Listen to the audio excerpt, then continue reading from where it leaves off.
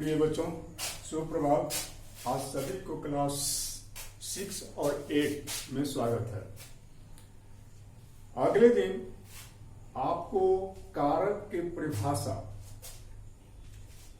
उसका विभक्ति, कारक चिन्ह के संबंध में आप सभी को समझाए थे।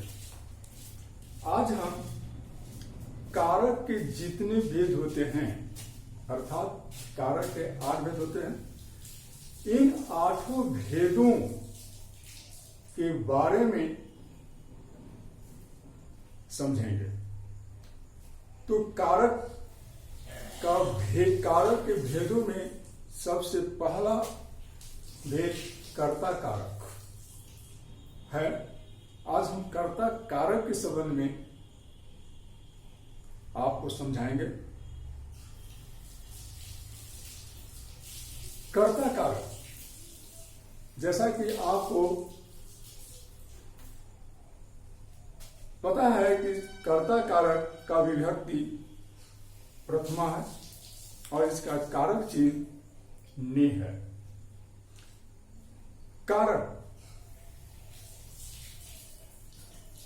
का अर्थ होता है करने वाला, और यहां कर्ता का भी अर्थ होगा करने वाला। जिस क्रिया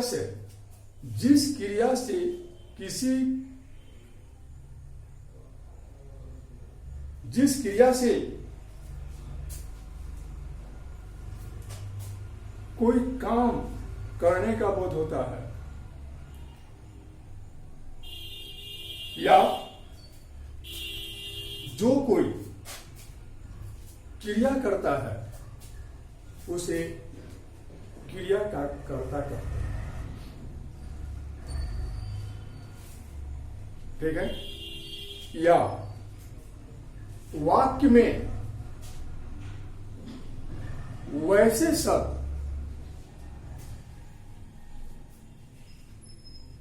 जो काम करने का या काम कराने का बोध करता है, उसे हम कर्ता कारक कहते हैं। ठीक है? जैसे उसने खाया,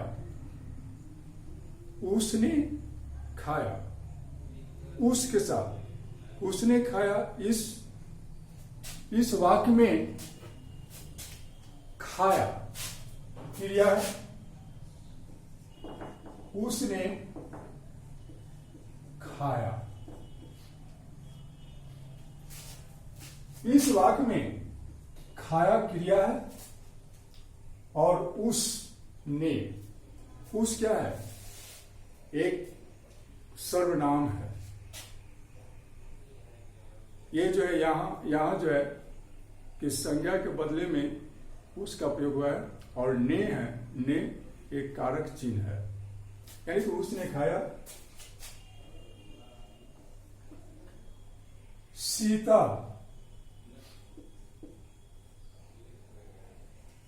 खाई। इस वाक्य में खाना क्रिया है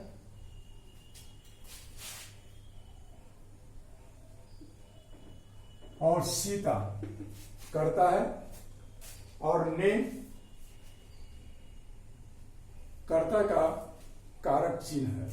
तो सीता ने खाई। इस प्रकार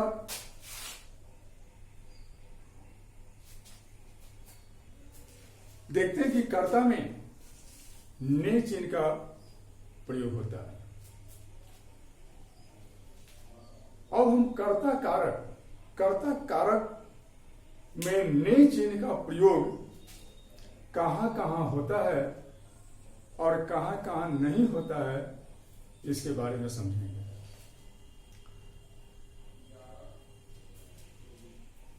तो कर्ता कारक में ने चिन्ह का प्रयोग कहां कहां होता है, इसे समझने के लिए हमें क्रिया के भेद अर्थात सकर्मक क्रिया और अकर्मक क्रिया के परिभाषा के बारे में जानना होगा। साथ ही साथ भूतकाल के जो 6 भेद होते हैं, जैसे सामान्य भूतकाल, आसन भूतकाल, पूर्ण भूतकाल, अपूर्ण भूतकाल, संदिग्ध भूतकाल और हेतु मद भूतकाल। इन सभी यानी कि भूतकाल के 6 भेदों के परिभाषा को भी आपको समझना होगा। तभी जो है कि आप समझ पाएंगे कि कर्ता के ने चिन्ह का प्रयोग कहां कहां होता है और कहां कहां नहीं होता है। बिना इसके बिना आप कर्ता के ने चिन्ह का प्रयोग आप नहीं समझ पाएंगे। तो आपको हम सकर्मक क्रिया अकर्मक क्रिया के संबंध में आपको पहले बता चुके हैं, समझा चुके हैं। सकर्मक क्रिया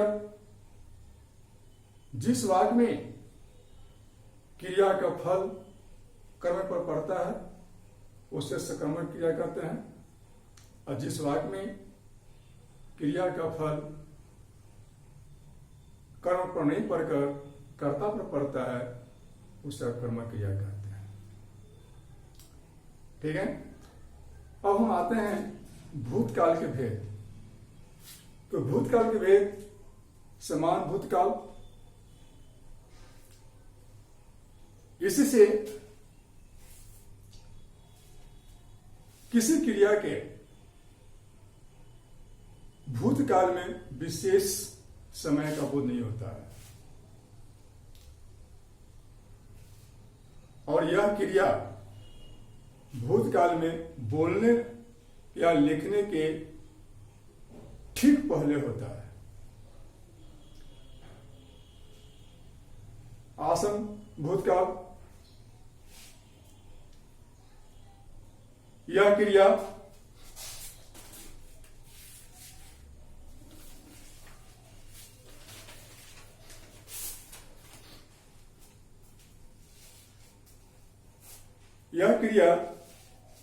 कर्ता की समाप्ति के निकट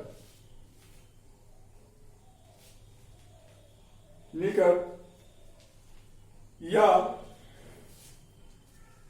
तत्काल होने का बोध होता है। ये आसन भूतकाल हुआ। पूर्ण भूतकाल से किसी क्रिया के पूर्ण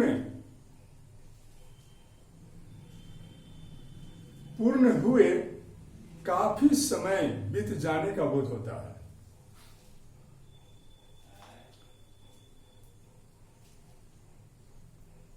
अपूर्ण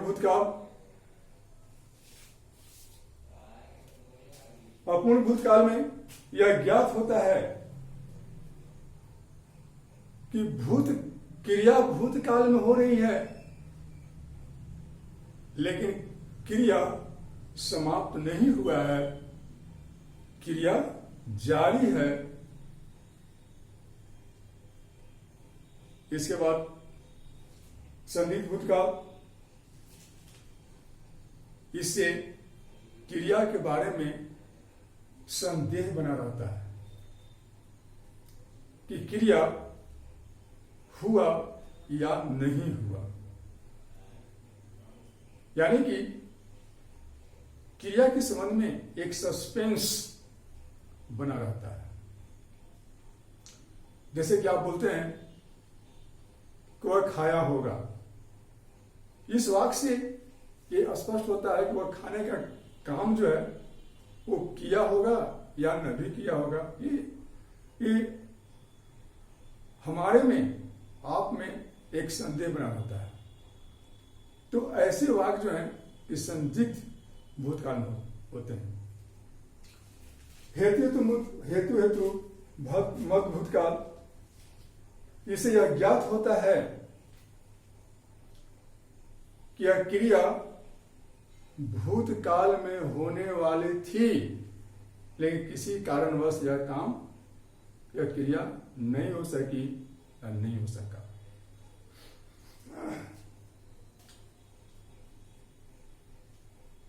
जैसे वह आता तो मैं जाता,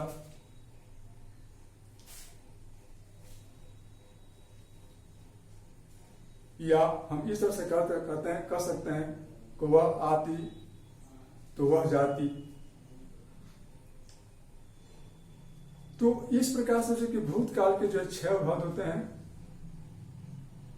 और ने चिन्ह का, कर्ता का ने चिन्ह का प्रयोग कहाँ कहाँ किया जाता है, इन्हीं पर आधारित है। बगैर सकर्मक क्रिया, अकर्मक क्रिया और भूतकाल के 6 भेद के परिभाषा के समझे बिना इन कर्ता के ने चिन्ह का प्रयोग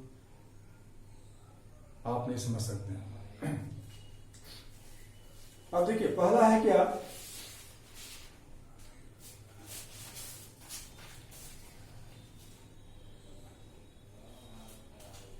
पहला पॉइंट है कि सकर्मक क्रियाओं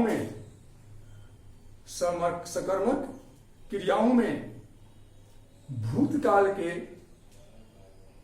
समान भूतकाल, आसन भूतकाल, पूर्ण भूतकाल, संदिग्ध भूतकाल और हेतु मद भूतकाल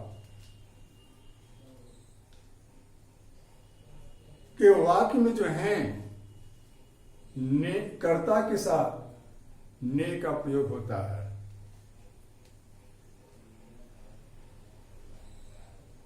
कहने का मतलब क्या है कि वाक्य भूतकाल में हो, वाक्य भूतकाल में हो, वह भी सकर्मक हो, यानी कि वाक्य में क्रिया का फल कर्म को करता हो। तो ऐसे वाक्य के समान भूतकाल, आसन भूतकाल, पूर्ण भूतकाल और संदिग्ध भूतकाल, हेतु मत भूतकाल में कर्ता के साथ ने का प्रयोग होता है। जैसे समान भूतकाल में मैंने पुस्तक पढ़ी, मैंने पुस्तक पढ़ी, मैंने पुस्तक पढ़ी। इस वाक्य में मैंने पुस्तक पढ़ी, इसमें पढ़ना क्रिया है। कर्ता मैं हो गया, कर्ता का चिन्ह ने हो गया और पुस्तक कर्म हो गया। यानी कि ये वाक्य हैं, ये वाक्य समान भूतकाल में हैं और क्रिया का फल कर्म पर पड़ रहा है, न कि कर्ता पर पड़ रहा है। इसलिए ऐसे वाक्य के कर्ता के साथ ने का प्रयोग होगा। अब है आसन भूतकाल। हम इसी, आपको समझने के ख्याल से हम इसी के अनुसार आगे हम बढ़ते हैं, जिससे कि आपको यह स्पष्ट हो जाएगा, आपको समझने में आसान होगा कि हम आसन, समान भूतकाल, आसन भूतकाल, संदिग्ध भूतकाल, मध्य भूतकाल को आपको पहचानने में सुविधा होगा, आसान होगा। तो आसन भूतकाल में हम इसी को रिपीट करते हैं, दोहराते हैं। मैंने पुस्तक पढ़ी है, ठीक है, मैंने पुस्तक पढ़ी है। ये भूतकाल के कौन सा भेद है? ये आसन भूतकाल हैं।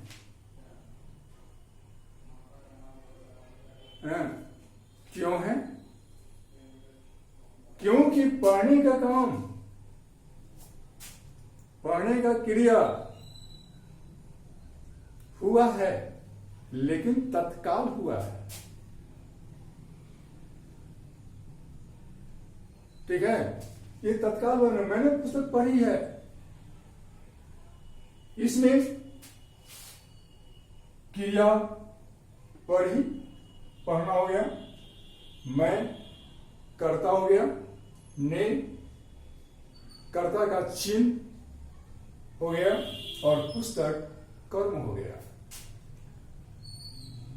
यानी कि कहने मतलब क्या है? ये आसन भूतकाल, आसन भूतकाल के वाक्य में, आसन भूतकाल के वाक्य में कर्ता क्रिया का फर्क पड़ रहा है, पुस्तक पढ़ रहा है, इसलिए मैं के साथ ने का प्रयोग हुआ है। अब है संदिग्ध पूर्ण भूतकाल। पूर्ण भूतकाल में जो है, जैसे इसी को मैं रिपीट करता हूं, मैंने पुस्तक पढ़ी थी, मैंने पुस्तक पढ़ी थी, ये सकर्मक क्रिया है, क्योंकि क्रिया का फल कर्म पड़ रहा है, लेकिन यह वाक्य पूर्ण भूतकाल का है, ठीक है।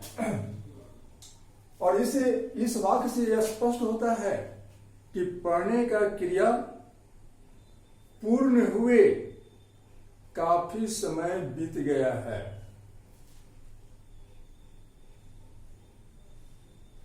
ठीक है।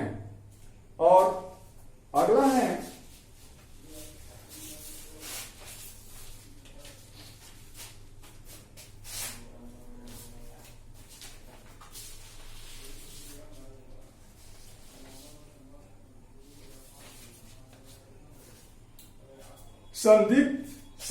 संदिग्ध भूतकाल। संदिग्ध भूतकाल में हम इसी वाक्य को दोहराते हैं, मैंने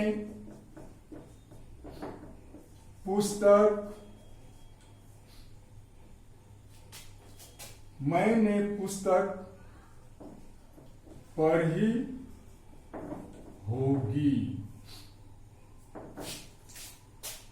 देखिए ये वाक्य है, ये वाक्य जो है कि संदिग्ध भूतकाल में है, हो गया। इस वाक्य में क्रिया का फल कर्म पर पड़ रहा है, लेकिन यह वाक्य संदिग्ध भूतकाल में है, ठीक है। हेतु मत भूतकाल,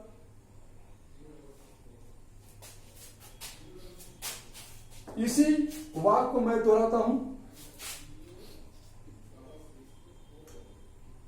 मैंने पुस्तक पढ़ी होती तो उत्तर ठीक होता।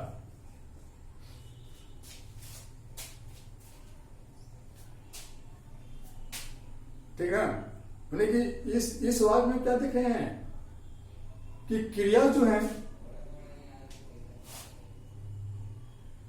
हुआ है, लेकिन किसी कारणवश जो है नहीं हो पाया है। क्रिया जो है, किसी क्रिया करने का काम जो है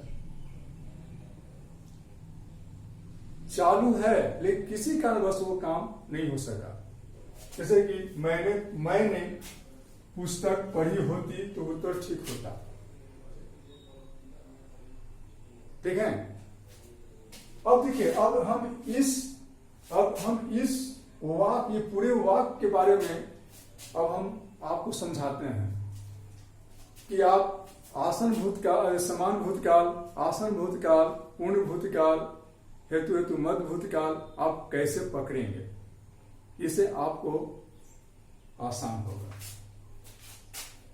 ये आपका हो गया समान भूतकाल, सामान्य भूतकाल। ये आपका आसन भूतकाल। ये आपका पूर्ण भूतकाल।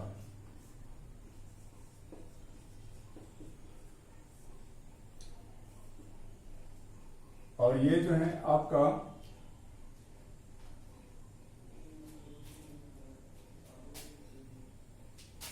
संदिग्ध भूतकाल। और ये है आपका हेतु मध्य भूतकाल। अब देखिए, समान भूतकाल में वाक्य के अंत में पर ही लगा हुआ है। ठीक है। आसन भूतकाल में वाक्य के अंत में है लगा हुआ है। पूर्ण भूतकाल में थी, संदिग्ध भूतकाल में होगी, और हेतु मध्य भूतकाल में जैसा कि आप देख रहे हैं, मैंने पुस्तक पढ़ी होती तो उत्तर ठीक होता, मुझे होता। इससे आपको कौन वाक्य किस भूतकाल का है, ये आपको पकड़ने में, पहचानने में सुविधा होगा, आसान होगा।